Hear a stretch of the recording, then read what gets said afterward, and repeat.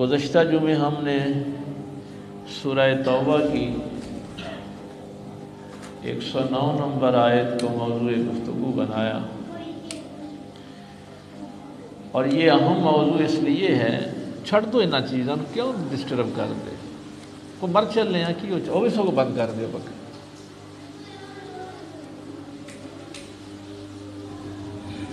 اے پکھے بند کر دیو تاکہ جان چھٹ جائے نا تھوڑی تسی گل تے غور نال سنو کہ ابتدا وچ ہی تساں حالات پیدا کر دیں۔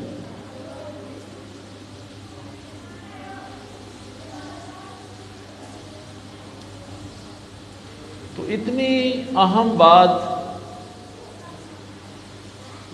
کہ وہ شخص جس نے اپنی زندگی کی جو عمارت ہے اس کی بنیاد تقوی پہ رکھی، خوف خدا پہ رکھی اور اللہ کی رضا پہ رکھی، اسی کی زندگی بہتر ہے۔ اور اس کے مقابلے میں جس نے اپنی زندگی کی بنیاد ایک کھائی کے کنارے پہ فسق و فجور پہ رکھی، شرارتوں پہ رکھی، اللہ کی نافرمانی پہ رکھی، وہ اپنی عمارت سمیت جہنم میں گر جائے گا۔ تو یہ دو زندگیوں کے فیصلے ہیں جو قرآن کریم نے لکھے کہ یہ فیصلے تم نے کرنے ہیں، یہ اختیار تمہارے پاس ہے۔ امور تشریعی اور امور تکوینی میں آپ سے کئی دفعہ عرض کر چکا ہوں کہ امور تشریعی وہ ہیں جن پہ ہمیں اختیار ہے۔ میں نے اپنی زندگی کی بنیاد تقوی پہ رکھنی ہے یا اللہ کی نافرمانی پہ رکھنی ہے، یہ اب مجھے اختیار دیا گیا ہے۔ ایک بڑی اس آیت کے حوالے سے ہم نے پچھلے جمعے بات کی تھی کہ ہم اس موضوع پہ 3 حوالوں سے گفتگو کریں گے۔ ایک تو یہ ہے کہ بنیاد خوف خدا، اور پھر اس منزل تک پہنچنے کا جو طریقہ ہے وہ بھی اللہ رسول کے حکم کے مطابق، اور تیسری جتنی بھی ہم کاوشیں کرتے ہیں اس منزل تک پہنچنے کے لیے، جو بھی کوشش کرتے ہیں وہ کوشش بھی حلال کی۔ تو ابھی ہم چونکہ بنیاد پہ ہیں کہ بنیاد کم از کم آپ کی تقوی اور پرہیزگاری پہ ہو، یہ جو میری زندگی کی عمارت ہے۔ اس حوالے سے ہم نے پچھلے جمعے 2-3 آیات پیچھے سے دیکھی تھی۔ یہ ضروری کیوں ہے؟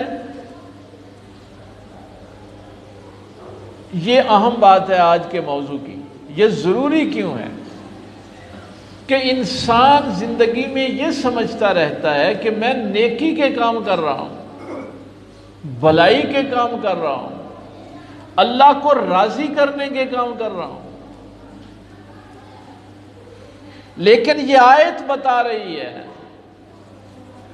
کہ اگر بنیاد تقوی پہ نہ ہوئی تو تیرے نیک اعمال بھی گناہ میں شمار کیے جائیں گے۔ خالد صاحب تسی یہ کام چھڑ نہیں سکتے، تھوڑی مہربانی رہن دو، باہر رکھ دو۔ آکھیا باہر رکھ دو نا، کچھ نہیں ہو گیا۔ کیوں ہو گیا جی تانوں؟ بارش ہی آ گئی ہے، تسی تے حالات ہی خراب کر دیتے۔ بس ہن بجلی ٹر جائے گی تے اسی قرآن پڑھنا چھڑ دواں گے، یا بارش آ جائے گی تے پھر ساری توجہ بس بدلاں نال ہو جائے گی۔ یہ اخلاق کہاں سکھے نے اجے تک کہ سانوں محفل بیٹھن دے آداب نہیں آتے۔ تلواراں دا سائے تھلے تے پھر نماز پڑھ ہی لئی، جے ہی بجلی ٹر جائے تے نماز ساری توجہ ادھر ادھر ہو جانی ہے، بارش آ جائے تے ہو جانی ہے، تے پھر میدان جنگ جہاں پھر پڑھ لئیے نماز۔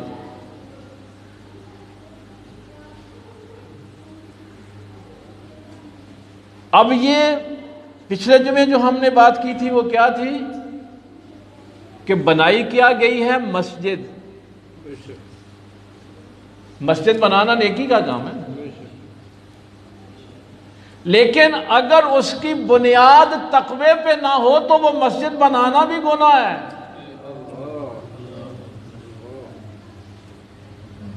اس لیے اس موضوع کو معمولی نہیں سمجھنا کہ تیری زندگی کے اب یہ نہیں دیکھا جائے گا کہ تیرے اعمال اچھے کیا ہیں اور برے کیا ہیں. اب دیکھیے نماز پڑھنا واجب ہے نا، فرض کے درجے میں ہے، اس کے بغیر تو میں مسلمان نہیں رہ سکتا. کتنی بڑی نیکی، سجدہ کتنی بڑی عبادت. لیکن قرآن کہتا ہے فویل للمصلین، برباد ہو گئے نمازی. الذین عن صلاتہم ساہون، جو نماز کے مقصد کو، نماز کی بنیاد کو نہیں جانتے، ان کے سجدے نیکی شمار نہیں ہوں گے بلکہ گناہ شمار ہوں گے.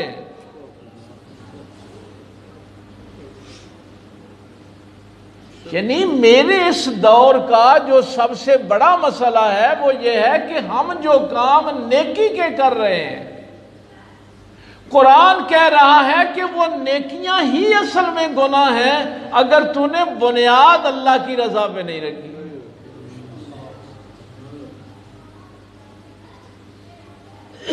روزہ، سخاوت، علم، سارے نیکی کے کام ہیں. اب دیکھیے جب میرے پاک پیغمبر صلی اللہ علیہ وآلہ وسلم فرماتے ہیں کہ سخی کو گھسیٹ کر جہنم میں لے جایا جائے، اب کتنا بڑا درجہ ہے سخی کا کہ اس کی جو تعریف میرے پاک پیغمبر صلی اللہ علیہ وسلم نے بیان فرمائی کہ سخی دوزخ میں نہیں جا سکتا چاہے گناہ گاری کیوں نہ ہو. یہ شان ہے سخاوت کی. لیکن اگر اس سخاوت کی بنیاد تقوی نہیں ہے، اللہ کی رضا نہیں ہے، تو پوچھا گیا یا رسول اللہ صلی اللہ علیہ وسلم سخی جہنم میں چلا جائے گا؟ فرمایا ہاں. اللہ تعالیٰ پوچھے گا کہ میں نے تجھے دولت دی تھی کہاں استعمال کی؟ وہ کہے گا یا اللہ میں یتیموں کی خدمت کرتا تھا، ہمسایوں کے حقوق ادا کرتا تھا، والدین پہ خرچ کرتا تھا، حقداروں کو ان کا حق دیتا تھا. تو اللہ پوچھے گا کہ بنیاد کیا تھی، نیت کیا تھی، ارادہ کیا تھا کہ لوگ مجھے سخی کہیں، میری تعریف ہو. تو یہ تو ہم نے تیری نیت دنیا میں پوری کر دی تھی تو لوگ تجھے سخی کہتے تھے، لوگ تیری تعریف کرتے تھے. تو نے میری رضا کے لیے تو پیسہ خرچ ہی نہیں کیا. اور یقین جانیے جب قرآن کریم کی آیت میں پڑھتا ہوں وَقَدِمْنَا إِلَىٰ مَا عَمِلُوا مِنْ عَمَلٍ جَعَلْنَاهُ هَبَاءً مَنْثُورًا، سورہ فرقان. اللہ فرماتے ہیں کہ یہ اعمال لے کے بڑے خوش خوش آئیں گے کہ ہمارے پاس بڑے اعمال ہیں. فَجَعَلْنَاهُ هَبَاءً مَنْثُورًا، اور اللہ تعالیٰ ان اعمال کو خاک کی طرح اڑا دے گا. یہ 19ویں پارے کا پہلے ہی رکو. شہید گھسیٹ کر جہنم میں داخل کر دیا جائے. اب دیکھیے شہادت کتنی بڑی نیکی. پوچھا گیا یا رسول اللہ صلی اللہ علیہ وسلم ایک بندہ زندگی کی بازی ہار جاتا ہے؟ فرمایا ہاں. اللہ پوچھے گا میں نے تجھے زندگی دی، کیا کیا تو نے؟ یا اللہ میں نے تیری راہ میں لڑتے ہوئے قربان کر دی اپنی زندگی. نیت کیا تھی، بنیاد کیا تھی، ارادہ کیا تھا کہ لوگ مجھے بہادر کہیں، میری واہ واہ کریں.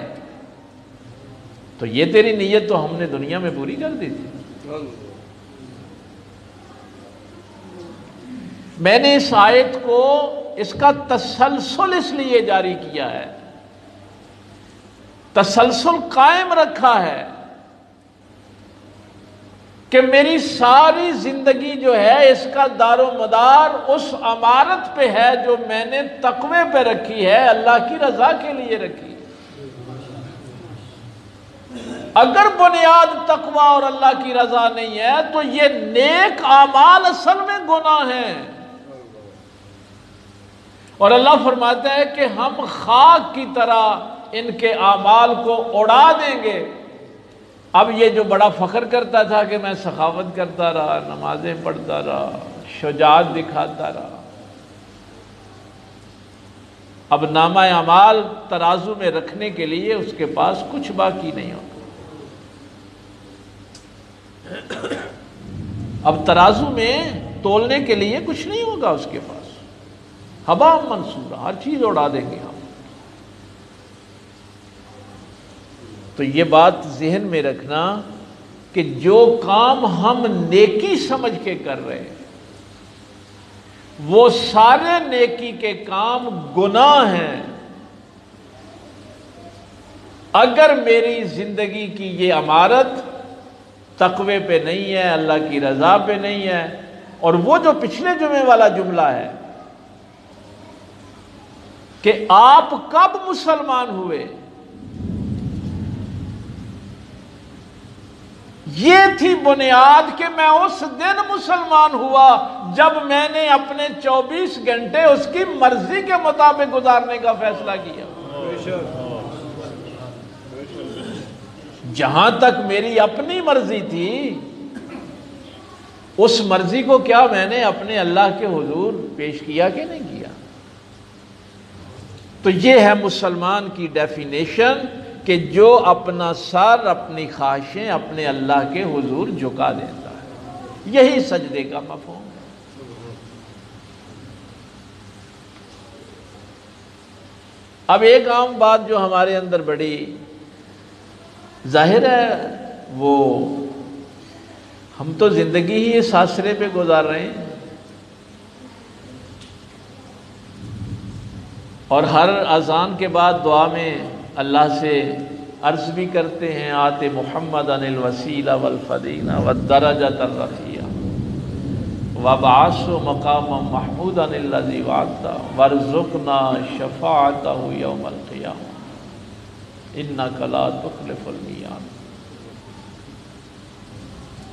یا اللہ تو اپنے سونے محبوب صلی اللہ علیہ وسلم کو وسیلہ عطا فرما، ان کو بلند درجے عطا فرما، اور ان کو اس مقام محمود تک پہنچا دے جس کا تو نے ان سے وعدہ کیا ہے، اور قیامت والے دن ہمیں ان کی شفاعت عطا فرما، وہ ہماری سفارش کریں، ہماری شفاعت کریں، اس لیے کہ میری کامیابی اس وقت تک نہیں ہو سکتی جب تک حضور شفاعت نہیں کریں۔ یہ بخشش کی بنیاد ہے، اور اسی لیے ہم ہر اذان کے بعد اللہ سے یہ دعا کریں کہ یا اللہ ہمیں سونے محبوب صلی اللہ علیہ وسلم کی قیامت والے دن شفاعت عطا۔ تو یہ موضوع اس لیے ضروری ہے کہ نبی پاک صلی اللہ علیہ وسلم نے بھی فرمایا کہ میں شفاعت اس کی کروں گا جو صاحب ایمان دنیا سے جائے گا۔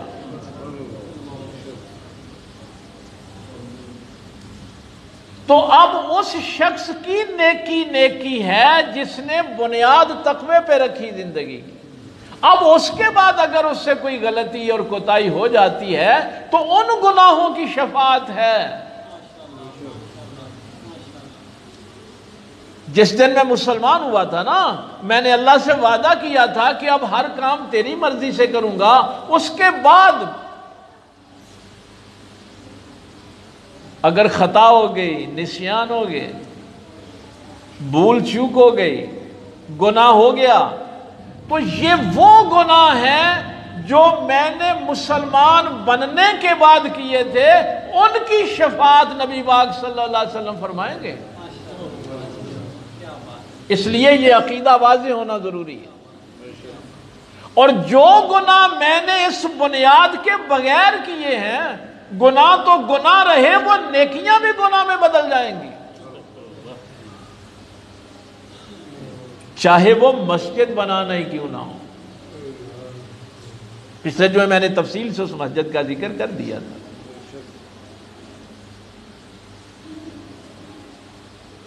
لیکن دکھ ہوتا ہے، تکلیف ہوتی ہے. یقین جانیے کہ ساری زندگی گزار دی اور بنیادی عقائد ہم نے نہ سیکھے، بنیادی چیزیں نہ سیکھی. گناہ پتہ ہے کسے کہتے ہیں؟ شاید ہمیں آج تک یہ بھی نہیں پتا کہ گناہ کسے کہتے ہیں. گناہ روح کی بیماری کو کہتے ہیں. جب روح بیمار ہوتی ہے نا تو اس کو ہم گناہ کہتے ہیں.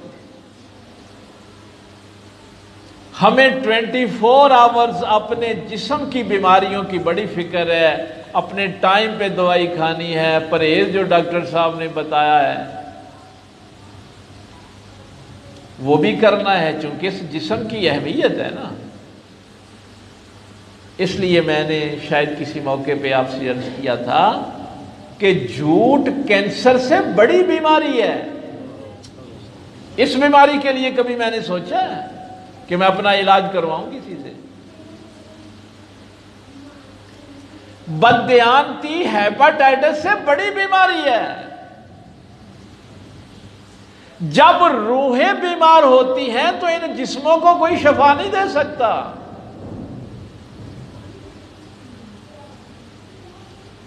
تو روح اگر آپ تندرست کرنا چاہتے ہیں تو اس کی یہ بنیاد جو ہے یہ ضروری ہے. اب ربیع الاول شریف آنے والا ہے. میرے پاک پیغمبر صلی اللہ علیہ وسلم نے اپنی بعثت کا جو خود مقصد بیان فرمایا، سرکار نے خود جو مقصد بیان فرمایا، انما بعثت لأتمم مکارم الاخلاق، فرمایا میں اس لیے مبعوث کیا گیا ہوں تاکہ یہ جو مکارم اخلاق ہیں ان کو میں مکمل کر دوں، لأتمم تمام کر دوں.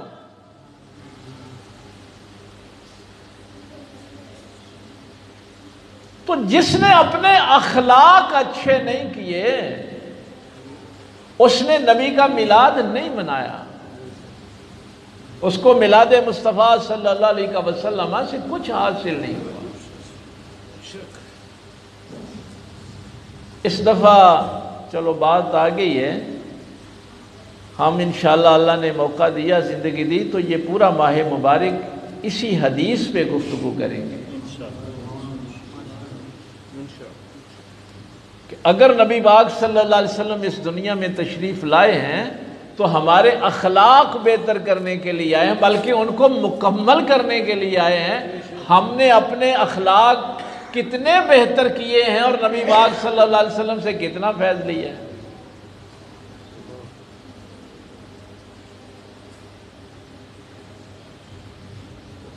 اور اس کے لیے ایک بات جو میں نے محرم شریف میں بھی کہی تھی کہ امانتیں ان کے حقداروں کو دو. اسی 5ویں پارے کی آیت محرم میں چلتی رہی. اللہ غنی. سرکار امام اعظم ابو حنیفہ رضی اللہ تعالیٰ عنہ، اسی طرح بارش تھی اور راستے پہ کیچڑ تھا تو ایک بچہ اس کیچڑ میں سے، جیسے بچے اپنی مستی میں جا رہے ہوتے ہیں، اچھل کود رہا تھا. تو بزرگوں کا کام تو ہوتا ہے نا سمجھانا، نصیحت کرنا. آج کل تو ہمارے اخلاق، ہمارا جب بچپنا تھا تو محلے کے سارے بزرگوں کو اجازت ہوتی تھی کہ ہمارا بچہ اگر کوئی غلط کام کرے تو کوئی بھی بزرگ اس کو سمجھا سکتا تھا. ہمارے والدین نے تمام لوگوں کو اجازت دی ہوئی ہے. ہمارا معاشرہ اس لیے بھی برباد ہوا ہے. اگر آج آپ کسی کے بچے کو سمجھائیں تو وہ ماں ہی کہ تو کون ہونا میرے بچے کو سمجھانا لا. یہ معاشرہ کوئی ایسے ہی برباد نہیں ہوا، لیکن چونکہ یہ ہم نے دیکھا ہوا ہے، یہ ہماری ٹریڈیشن تھی، روایت تھی کہ کوئی بھی محلے کا گاؤں کا بزرگ جو ہے وہ کسی بھی بچے کو غلط کام کرتے ہوئے روک سکتا تھا، اور والدین خوش ہوتے تھے کہ چلو کوئی ہے ہمارے بچے کو سمجھانے والا۔ آج یہ اتھارٹی ختم ہو گئی۔ تو سرکار امام اعظم ابو حنیفہ رضی اللہ تعالیٰ آپ نے فرمایا بیٹا کیچڑ میں ذرا سنبھل کے چلو، کہیں پھسل نہ جانا، پھسلو گے تو گر جاؤ گے، چوٹ آ جائے گی، کپڑے خراب ہو جائیں گے۔ بچے نے پلٹ کے دیکھا اور کہا حضور میری خیر ہے، میں پھسلوں گا بھی تو اکیلا پھسلوں گا، گروں گا تو اکیلا گروں گا، تکلیف ہوگی تو مجھے اکیلے کو ہوگی، آپ سنبھل کے چلنا، اگر آپ گر گئے تو پوری قوم گر جائے گی، اگر آپ راہ راست سے پھسل گئے نا تو جو جو لوگ آپ کو امام مانتے ہیں وہ سارے پھسل جائیں گے۔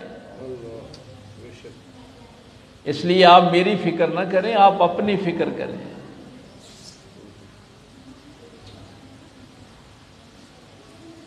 اس دن بھی میں نے یہ بات کہی تھی کہ آج جب علماء سے مشائخ سے ہم یہ بات کرتے ہیں تو وہ کہتے ہیں جی اسی بھی تے انسان ہی ہیں۔ اور میں نے محرم میں کیا کہا تھا کہ نہیں، تمہارے اوپر اس مسلح اور اس منبر کی ذمہ داری ہے۔ لوگ تم سے یہ توقع کرتے ہیں کہ تم کبھی بھی ان کو غلط راستے پہ نہیں ڈالو گے، تم ان کو بد اخلاقی اور جھوٹ کی طرف نہیں لے کے جاؤ گے۔ اگر مسلح والا پھسلے گا تو پچھلے یہ سارا 100-200 بندہ پھسل جائے گا، برباد ہو جائے گا۔ میں پچھلے جمعے حضور داتا علی حجویری رحمہ اللہ کے اوصاف حمیدہ پہ کچھ گفتگو کر رہا تھا، لیکن اس کے بعد جو کچھ ہوا وہاں عرس مبارک پہ، جو علماء نے اس عرس کا حشر کیا، پہلے لوگ ان جگہوں پہ آتے تھے اخلاق سیکھنے کے لیے، محبت سیکھنے کے لیے۔ اختلاف رائے یہ رحمت ہے،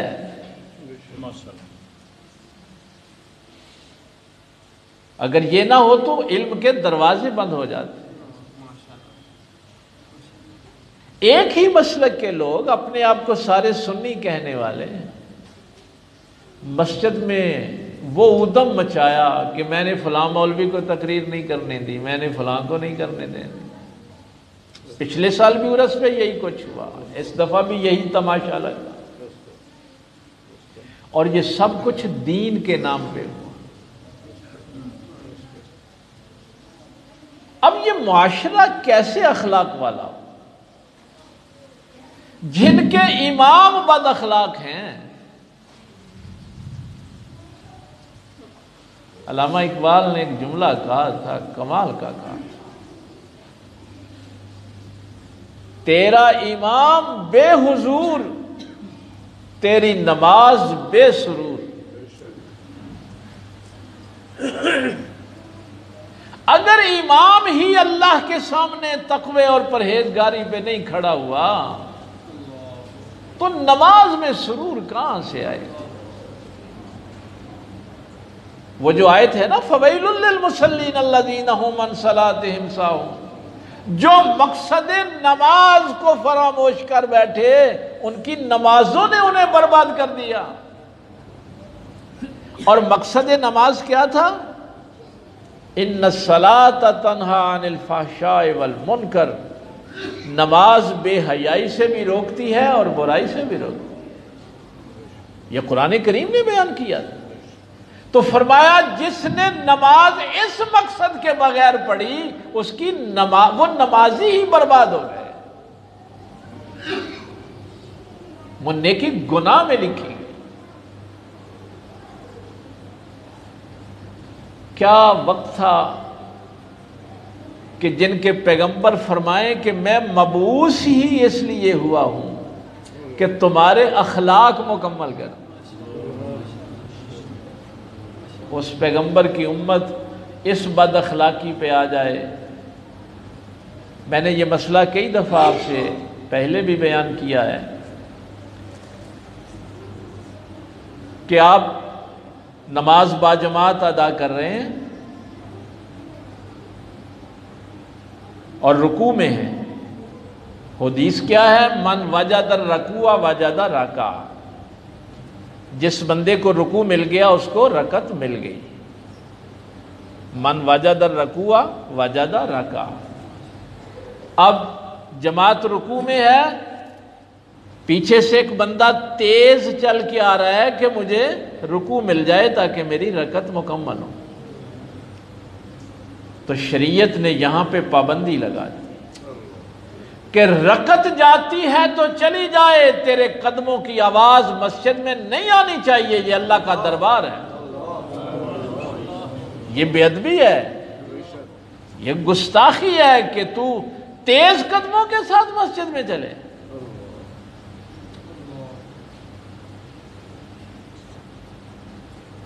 مسجد کے آداب بیان فرمائے. مسجد میں تم کھانا نہیں کھا سکتے، سو نہیں سکتے. یہ مسجد کی بے ادبی ہے، گستاخی ہے. صرف دو لوگوں کو اجازت ہے. ایک جس نے اعتکاف کرنا ہے مسجد میں، وہ مسجد میں سو بھی سکتا ہے، کھا پی بھی سکتا ہے. اور ایک مسافر کو اجازت ہے. اس کے علاوہ یہ مسجد کے آداب میں شامل ہے. اور اب مسجد میں ہی آج تک یزید کو اس لیے برا بلا بھی کہا جاتا ہے کہ اس نے مسجد نبوی شریف کی توہین کی تھی. اور آج مساجد میں توہین ہوتی ہے اور دین کے نام پہ ہوتی ہے. اخلاق لوگ کہاں سے سیکھیں؟ کیا ہم نے پاک پیغمبر صلی اللہ علیہ وسلم سے یہی کچھ سیکھا ہے؟ کل ہمارے ایک دوست سے امریکہ سے، انہوں نے ایک میسج بھیجا، وہ میں دیکھ رہا تھا کہ ہمارا گورنمنٹ کا جو وفد ادھر گیا ہے، ہمارے پاکستانی بڑے پریشان ہیں. انہوں نے کافی پیسے سیلاب زدگان کے لیے اکٹھے کر کے بھیجے. تو انہوں نے جو میسج مجھے بھیجا، وہ انگریز کا بھی وہ ٹویٹ جو تھا انہوں نے بھیجا. ایک غیر مسلم کہہ رہا تھا کہ ہم سے چندہ مانگنے آ گئے ہو کہ ہمارے ملک میں سیلاب آیا ہے، لوگ مر رہے ہیں، ان کے پاس دوائیاں نہیں ہیں، خوراک نہیں ہے، اور تم اب خود، یہ ایک عیسائی کہہ رہا تھا کہ تم خود اتنے بد اخلاق ہو کہ تم جس ہوٹل میں ٹھہرے ہو وہاں تو امریکہ کا کوئی وزیر نہیں ٹھہر سکتا. $10,000 ایک رات کا کرایہ. ہم کس منہ سے آپ کو چندہ دیں؟ اقوام متحدہ کے ایک ممبر نے کل یہ بات کہہ دی کہ جب تمہاری عیاشیاں یہ ہیں تو ہم سے کیوں مانگنے؟ تم تو بڑے امیر لوگ ہو. عرب شہزادے ان ہوٹلوں میں نہیں ٹھہرتے کہ ہم کرایہ افورڈ نہیں کر سکتے. اور ہم مقروض قوم اخلاقی لحاظ سے اتنی گر گئی. کہاں ہم مکارم اخلاق اور بعثت پیغمبر صلی اللہ علیہ وسلم اور اتنے میلاد کے جلسے اور اتنے سبیلیں اور اتنی دیگیں پکا گئے، اور ہماری روح نے پاک پیغمبر سے کوئی سبق حاصل نہیں کیا. نجران کے عیسائیوں کا وفد آیا، 3 پارے میں تفصیل سے ذکر ہے. وہ کس بات پہ مناظرہ کرنے آئے ہیں کہ عیسیٰ اللہ کا بیٹا ہے؟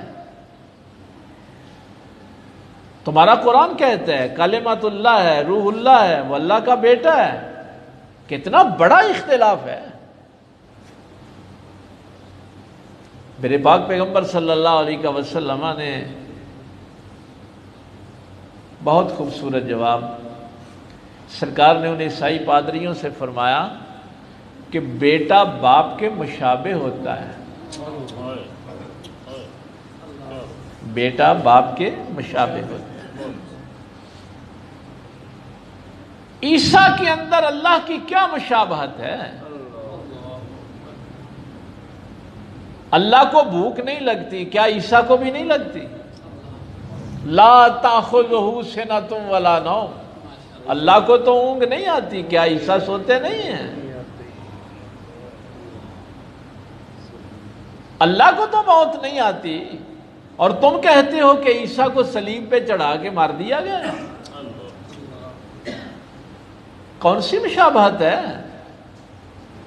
بنیادی توحید کے اختلاف پہ مناظرہ کرنے آئے ہیں، اور میرے پیغمبر کے اخلاق، ان کا علمی جواب دیا۔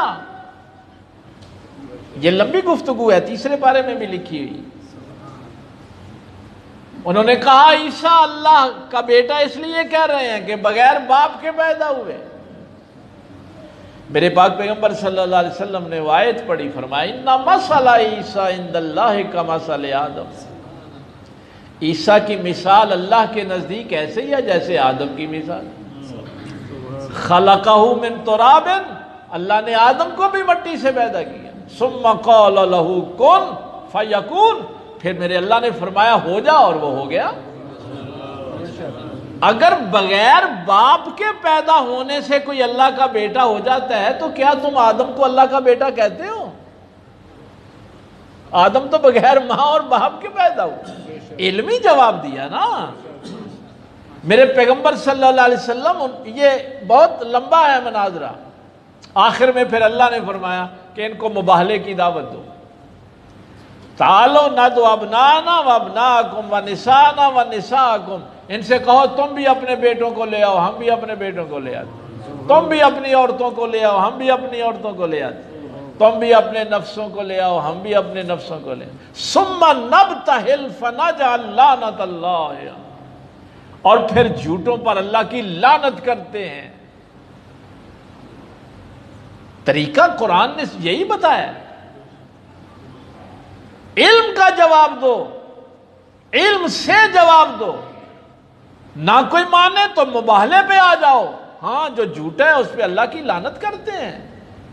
عیسائی بھاگ گئے، اس سے مباہلہ نہیں کیا، لیکن جو میں بات بیان کرنے لگا ہوں وہ اور ہے۔ مسجد نبوی شریف میں یہ وفد ٹھہرا ہوا ہے، اللہ غنی، یا رسول اللہ صلی اللہ علیہ وسلم ان کو کھانا کھلانا ہے، کہاں کھلائیں؟ فرمایا یہ کھانا میرے ساتھ بیٹھ کے کھائیں۔ ان کی عبادت کا وقت آیا، سرکار نے فرمایا آدھی مسجد ان عیسائیوں کو دے دو، آدھی مسجد میں یہ عبادت کریں گے، آدھی میں ہم اپنی عبادت کریں گے۔ اور یہ واقعہ بھی پتہ ہے کب کیا ہے؟ 9 ہجری کا ہے، فتح مکہ کے بعد کا واقعہ۔ 8 ہجری میں مکہ فتح ہوا، 9 ہجری میں یہ نجران کے عیسائیوں کا وفد آیا۔ تو میرے پیغمبر نے تو ایک دفعہ میں کسی جگہ گیا تو کسی عیسائی کے ساتھ بات ہو رہی تھی، تو میں نے اس کو تجویز کیا کہ تم قرآن کو ترجمے سے پڑھو، جب تک تم ڈائریکٹ اس اللہ کی کتاب کو نہیں پڑھتے، اور پھر ہم سے گفتگو کرو اس کتاب کے بعد۔ تو ایک بندہ کہنے لگا جی وہ تو عیسائی ہے اور آپ اس کو قرآن کہہ رہے ہیں۔ میں نے کہا اسی بات نے تو تمہارا بیڑا گرک کر دیا۔ تم شراب پی کے بھی قرآن کو پکڑ لو، تم سود کھا کے بھی قرآن کو پکڑ لو، اور جو ہدایت کی طرف آنا چاہتا ہے اس کو قرآن نہیں دینا۔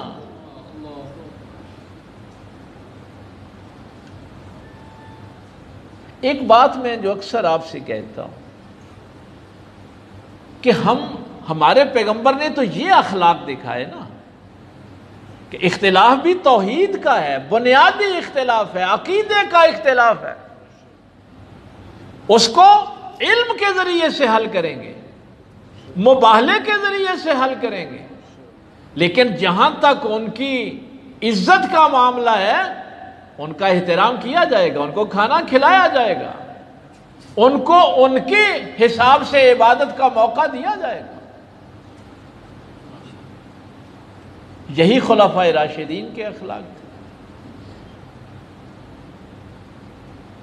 تو اس لیے شاید کسی جمعے میں نے عرض کیا تھا کہ ہمارا یہاں سے ایک تبلیغی جماعت کا گروہ ادھر گیا تھا ازبکستان میں، بھی 2 مہینے کا واقعہ ہے۔ تو وہ ہمارے دوست جو تھے ادھر وہ کہنے لگے کہ یہاں جو ہوتا ہے کہ ہم جوتا اٹھاتے ہیں اور اندر لے جاتے ہیں، تو کہنا ہم مسجد میں گئے تو ایک بوڑھا آدمی وہاں بیٹھا تھا، تو جماعت جب گئی تو ہم نے اپنے جوتے اٹھائے اور اندر مسجد میں، تو اس نے بڑا حیران ہو کہ یہ ازبکستان کا واقعہ ہے۔ اس نے کہا کہ یہ آپ کیا کر رہے ہیں؟ تو ہمارے ساتھیوں نے کہا جی کہ ہم اپنے جوتے کی حفاظت کے لیے ان کو اندر رکھ رہے ہیں۔ تو اس ازبک مسلمان نے کہا کہ اب کہاں سے آئے ہیں؟ ہم نے کہا ہم پاکستان سے آئے ہیں۔ انہوں نے کہا تو پاکستان میں کیا مسجد سے جوتے لوگ چرا لیتے ہیں؟ تو ہم نے کہا کہ ہاں ایسا ہوتا ہے، اس لیے ہم جوتوں کی حفاظت کر رہے ہیں۔ تو وہ ہمارے دوست کہہ رہے تھے کہ اس بوڑھے نے ہمیں اتنا شرمندہ کیا، اس نے کہا پھر ہمیں تبلیغ کی ضرورت نہیں، تبلیغ وہاں جا کے کرو جہاں مسجد سے جوتے اٹھائے جاتے ہیں، ہم تو مسجدوں سے جوتے نہیں اٹھاتے، تو تبلیغ کی ہمیں نہیں ضرورت، تبلیغ کی تو پاکستان میں ضرورت ہے، تم یہاں ادھر آ گئے ہو تبلیغ کرنے کے لیے۔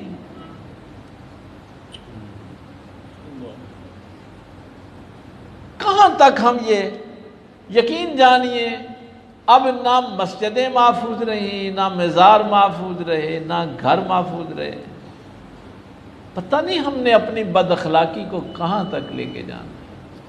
اور وہ معاشرے کبھی نہیں پنپ سکتے اگر آپ کسی کی رائے کا احترام نہیں کرتے۔ جواب دینا ہے تو علم کے لحاظ سے جواب دیں۔ تو بڑا دکھ ہوتا ہے کہ جب یہ ساری بد اخلاقی دین کے نام پہ ہوتی، تو یہ آیت سمجھنا اس لیے ضروری ہے کہ جس کو تم دین کہہ رہے ہو اور مساجد کی عزت پامال کر رہے ہو، خدا کہہ رہا ہے کہ اگر یہ کام تم نے اپنی خواہش نفس کے لیے کیا ہے، اس کی بنیاد تقوی اور پرہیزگاری نہیں تھی، تو تمہاری تو مسجد بنانا بھی گناہ کا کام ہے، نیکی کا کام نہیں ہے۔ یعنی یہ کتنا بڑا عذاب ہے انسان پہ کہ انسان سمجھ رہا ہو کہ میں نیکی کے کام کر رہا ہوں، اور اللہ فرمائے کہ یہ غبار کی طرح اڑا دوں گا، اس لیے کہ ان کی بنیاد جو تھی وہ تقوی نہیں تھی، پرہیزگاری نہیں تھی۔ تو اس لیے میرے بھائیوں کوشش کریں کہ کسی دن بیٹھ کے اپنے اللہ سے یہ فیصلہ کریں کہ میں اپنے نفس کی وجہ سے کوئی فیصلہ، اپنے غصے کی وجہ سے، اپنی انا کی وجہ سے کوئی فیصلہ نہیں کروں۔ مولا کریم میں اپنا سر تسلیم تیرے سامنے جھکا دیتا ہوں، میرا قلب تیرے سامنے جھک گیا، میرا ذہن، میری سوچ، میری فکر، ہر چیز جب بھی کوئی کام کروں گا تجھے راضی کرنے کے لیے کروں، تیری رضا کے لیے کروں، خوف خدا میں رہ کے جو کام کیا جائے اس کو نیکی کہتے ہیں۔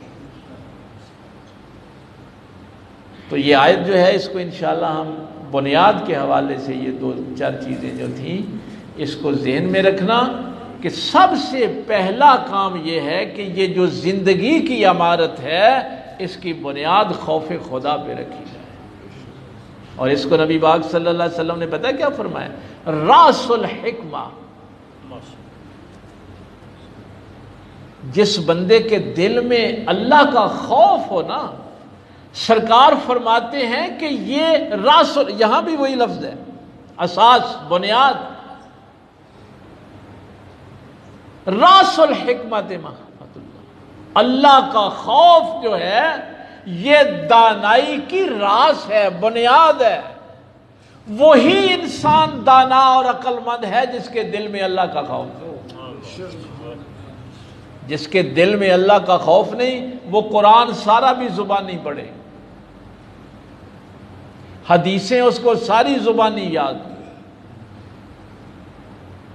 اور شاید آپ کو وہ یاد ہو، ایک دفعہ میں نے ایک جملہ آپ سے کہا تھا کہ آپ 5 وقت کی باجماعت نماز پڑھیں، تہجد پڑھیں، اوابین پڑھیں، اشراق پڑھیں، چاشت پڑھیں، دن رات سجدے کریں، اور اگر مسجد سے باہر نکل کے آپ کسی عام مسلمان کو، کسی غریب مسلمان کو اپنے برابر نہیں سمجھتے تو اللہ کو تمہارے سجدوں کی کوئی ضرورت نہیں۔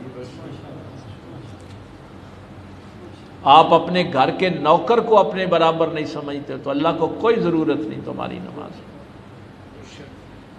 ٹائم ہو گیا ہے۔ میں گجرانوالہ ایک دفعہ ایسے ہی بات ہو رہی تھی تو میں نے کہا کہ دیکھو، ہمارے اندر نبی پاک صلی اللہ علیہ وسلم کی آل کی بڑی محبت ہے، بڑا پیار ہے، ایمان کا حصہ ہے نا۔ ابھی بھی نماز میں آپ پڑھنا ہے تو درود میں پھر کہنا اللہم صلی علی محمد وعلی آل محمد، یعنی آل رسول کی محبت کا نام ایمان ہے، اور ان کے بغض کا نام کفر ہے۔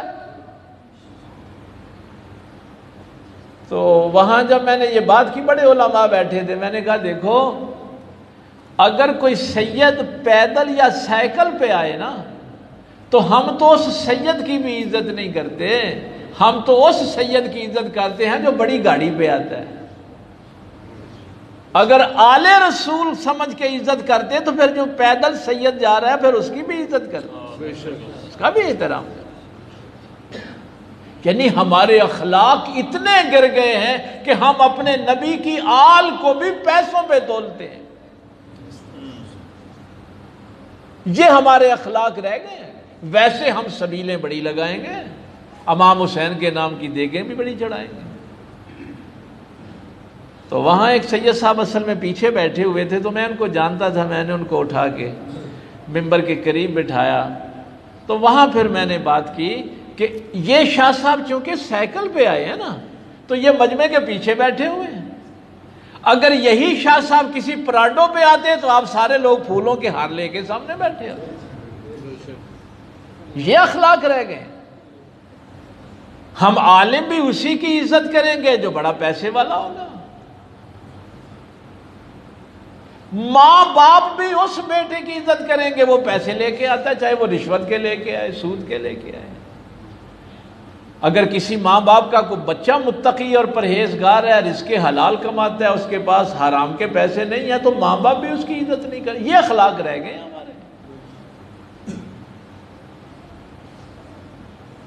تو ہمارے معاشرے کا کوئی بھی ایسا حصہ نہیں ہے جو محفوظ ہے، وہ اساتذہ ہوں، وہ مشائخ ہوں، وہ ہمارے علماء ہوں، عام لوگ ہوں۔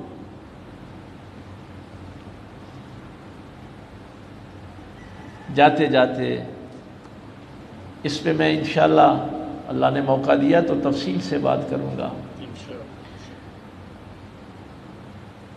دنیا میں ہم اس شخص کو بہت برا سمجھتے ہیں جو کسی کا حق مارتا ہے۔ حرام رزق بھی حرام کا کب ہوتا ہے؟ جب آپ کسی کا حق مارتے ہیں نا۔ یہ بنیاد ہے، یہ ذہن میں رکھنا۔ لمبی چوڑی کتابیں پڑھنے کی ضرورت نہیں ہے۔ رزق کب حرام کا ہوگا؟ جب حق مارا جائے گا۔ گفتگو کب حرام کی ہوگی؟ جب کسی کا حق مار، کسی کی عزت کا خیال نہیں کیا جائے۔ کبھی بیٹھ کے سوچنا کہ جب ہم اپنے اللہ اور اس کے رسول کی نافرمانی کرتے ہیں تو جو بندوں کا حق مارے وہ تو بہت برا ہے، اور جو اللہ کا حق مارے،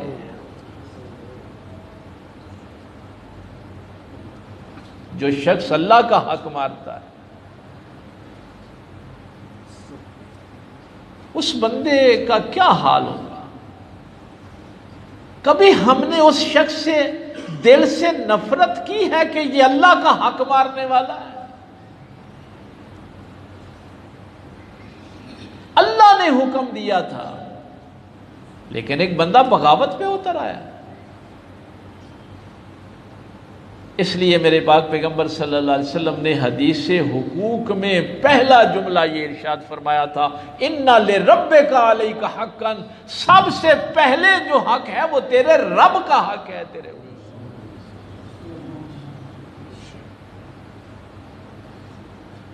تو جو اللہ اور اس کے رسول کے حق مارتا ہے ہم اس کو عزت دیتے ہیں۔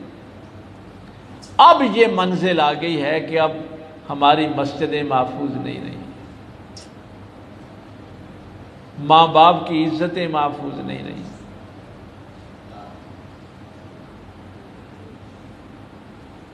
میں پچھلے سوموار قلعہ احمد آباد تھا، ایک بابے کو اس کے بیٹے نے گھر سے نکال دیا،